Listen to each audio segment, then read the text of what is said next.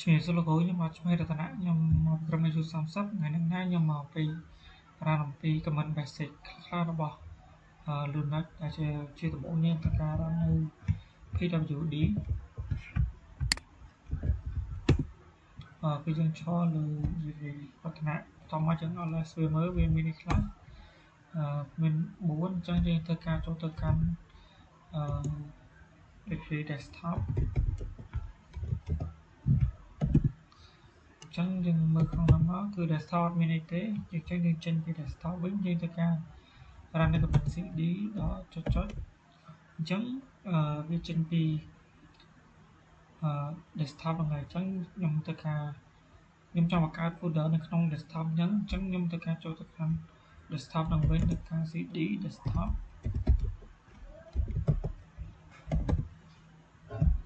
ន្ទាប់មកខ្ញុំត្រូវការបង្កើត folder មួយនៅក្នុង desktop ហ្នឹងដោយដាក់ឈ្មោះថា IU30 អញ្ចឹង mkdir.su30 អញ្ចឹងខ្ញុំអត់ឡើងទៅមើលមកចាំមើលថាវាចេញ folder IU30 តោះមកខ្ញុំចង់ចូលទៅក្នុង command IU30 folder IU30 អញ្ចឹងខ្ញុំត្រូវការ cd IU30 អញ្ចឹងខ្ញុំមកនៅក្នុង folder IU30 ហើយបន្ទាប់មកខ្ញុំត្រូវការបង្កើត file index មួយនៅក្នុង folder IU30 ហ្នឹងគេថា touch file មួយឈ្មោះថា index.tt តោះមកខ្ញុំអត់ឲ្យវាមើលមកឃើញថាវាមាន file index.tt ហ្នឹងហើយជាតែមានបន្ទាប់ខ្ញុំត្រូវការ ចូលទៅមើលដែលខ្ញុំអាចសរសេរនៅក្នុងនោះបានខ្ញុំដាក់ថា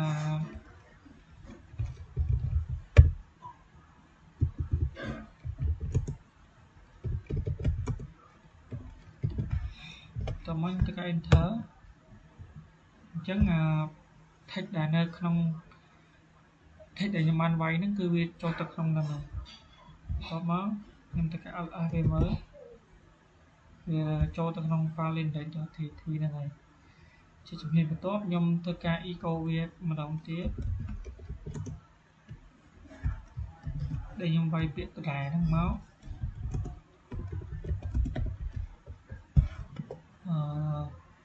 ដែលលើកហ្នឹងខ្ញុំធ្វើការឲ្យពាក្យហ្នឹងចូលទៅក្នុងfile ដែលយើងបង្កើតមុនហ្នឹងគឺ index.tt អញ្ចឹងបន្ទាប់ពីយើងដាក់text នៅក្នុង file index ហ្នឹងហើយយើងត្រូវការ cat វាមើលតើវាចូលអត់អញ្ចឹងឃើញថាវាចូលបន្ទាប់ពីវាចូលទៅកាន់ file tt ហ្នឹងហើយយើង nano ដែលយើងអាចបន្ថែមឬក៏កែទៅលើ text របស់យើងបាននេះខាងក្នុងហ្នឹងអញ្ចឹងខ្ញុំត្រូវការថែមពាក្យ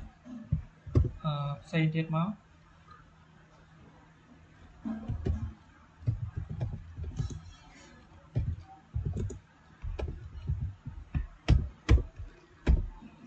អញ្ចឹងខ្ញុំត្រូវការ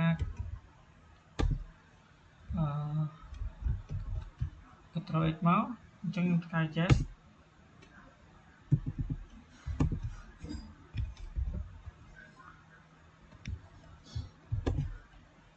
អញ្ចឹងខ្ញុំត្រូវការ cell វាហើយបន្ទាប់ពី cell ហើយខ្ញុំចង់ដឹងថាវាចូលទៅកាន់ file index.tt នេះអត់យើងត្រូវការ cat វាមើលយើងឃើញថាវាចូលទៅក្នុងហ្នឹងហើយបន្ទាប់ពីចូលទៅក្នុងហ្នឹងហើយបន្ទាប់ពីយើងបន្ថែមហើយយើងត្រូវការ copy file ហ្នឹង copy file index ហ្នឹងទៅកាន់ library មួយទៀត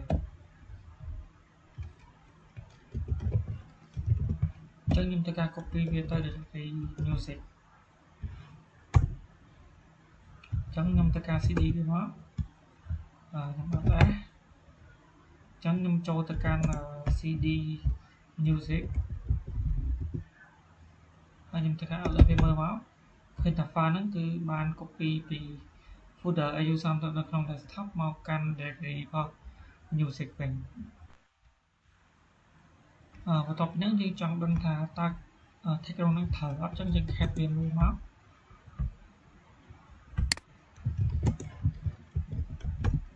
ឃើញថាពាក្យហ្នឹងត្រូវចឹងជំនាញបន្ទាប់គឺខ្ញុំចង់លុបfile index.txt នេះនៅក្នុង directory music អញ្ចឹងខ្ញុំត្រូវការ run នៅ rm index.txt តោះមកខ្ញុំ cd ខ្ញុំត្រូវការចូលទៅកាន់ directory music វិញ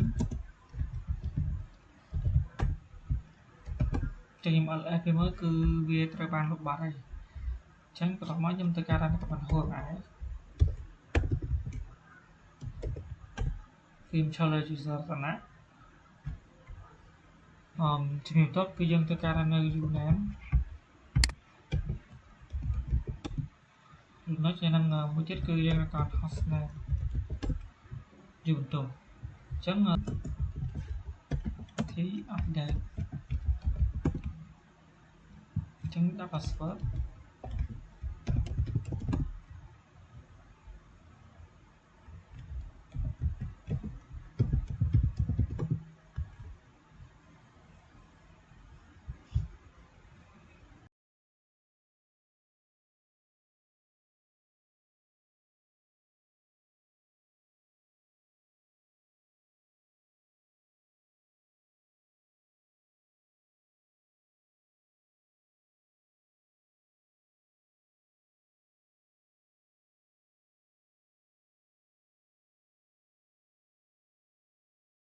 បន្ទាប់ពី run apt update ហើយយើង run នៅ command ទៀតគឺ sudo